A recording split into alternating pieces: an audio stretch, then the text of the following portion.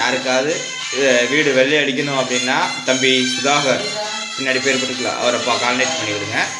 உங்களுடைய வீடு நல்லபடியாக வெள்ளை எடுத்து கொடுத்தோம். மணி என்ன ஆகுதுன்னு பாருங்கள். மணி 10 மணி ஆகுது நைட்டு.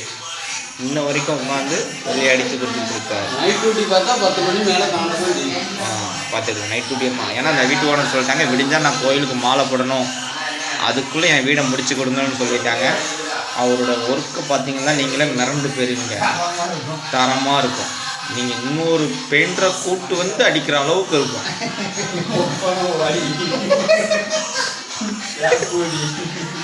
பார்த்துக்கிடுங்க.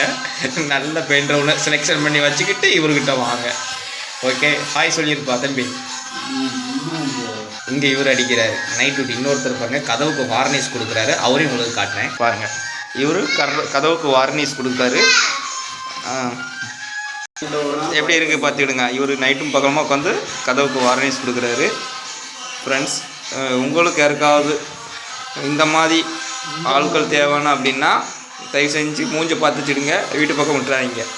ஃப்ரெண்ட்ஸ், அடுத்து ஒருத்தர் நைட் டியூட்டி பார்க்குறாரு.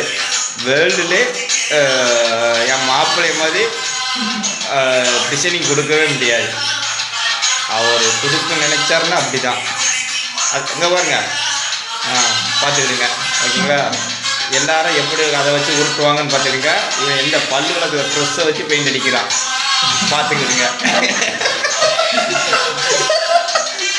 இந்த வீட்டு பெயிண்ட் அடிக்கிறதுக்கு இவர் தான் ஓனர், வீட்டு ஓனர் பார்த்துக்கிடுங்க. இவர் தான் வீட்டு ஓனர்.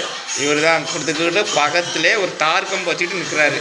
தார் கம்புனா உங்களுக்கு தெரியும்னு நினைக்கிறேன். மாடு பத்துக்கு வச்சுருப்பாங்க, கம்பி வச்சு ஒரு குத்துவாங்களோ அதை வச்சுக்கிட்டு வேலையை பாருங்கடான்னுட்டு. சரி, ஓகே, எல்லாருக்கும் குட் நைட்.